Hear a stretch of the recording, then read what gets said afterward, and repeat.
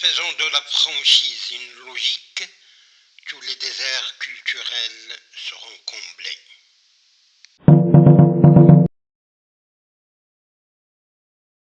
Les affaires, ce phénomène qui était par le passé l'apanage des gens de commerce, de négoce et de transactions, commence à affecter même le monde des arts et de la culture.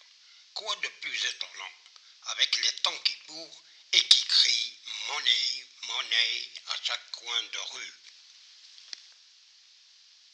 Il y a deux types d'art, l'art vrai et l'art bidon. L'art des portefeuilles gonflés et l'art des crèves-lapins. L'art des bronzés, des côtes azurées et l'art des suicidés. L'art des vendeurs et l'art des vendus. L'art des bosseurs et l'art des bossus. Le patrimoine culturel, quand il s'éloigne des mains sales, du falsifié, du pastiche et du postiche, du fétichisme castrateur, est immuable. C'est un rare bonheur s'il arrive que l'histoire d'un geste se confonde avec l'histoire d'une émotion. La sculpture, cet art antique datant de la nuit des temps, a toujours été, pour celui qui en fait dans un but purement artistique, une course derrière les ombres parfaites.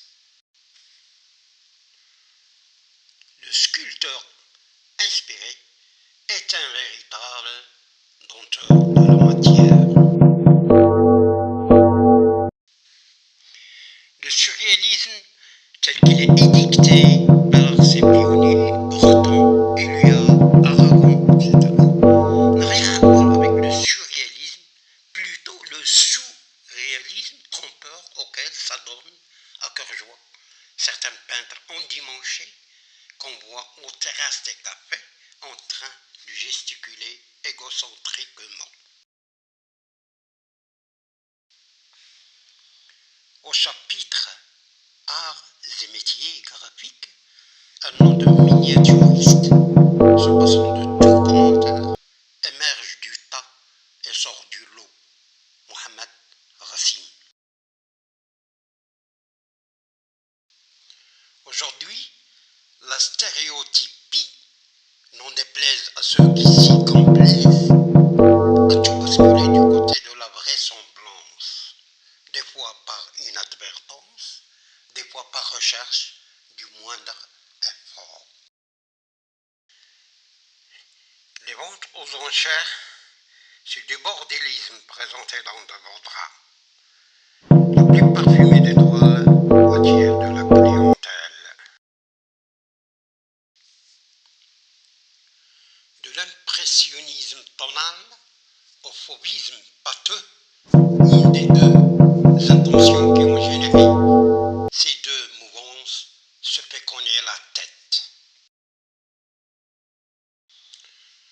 Volons aux autres leurs idées, les plagiaires vivent mieux du commerce du faux. Ils se la coulent tous, alors que les créateurs originaux ne font que vivoter. Derrière le cache-œil du pirate, aux prémices pulsionnelles, le figuratif palpable dissimule le figuratif psychique. C'est au sein de ce dernier que la vérité de l'être se laisse deviner. Allez demander aux lacaniens ce que veut dire le discours de l'ordre. Il n'y a pas d'abstrait à proprement parler, tant que l'on se sert d'une matière pigmentaire dont les atomes sont calculés au millionième près. Il n'y a que du brumeux. La vision manque de transparence. La grande déviation vient des usagers de la plume et non de la planète. Leur sosie de la littérature sont pires. Littérature, dis-je et redis-je.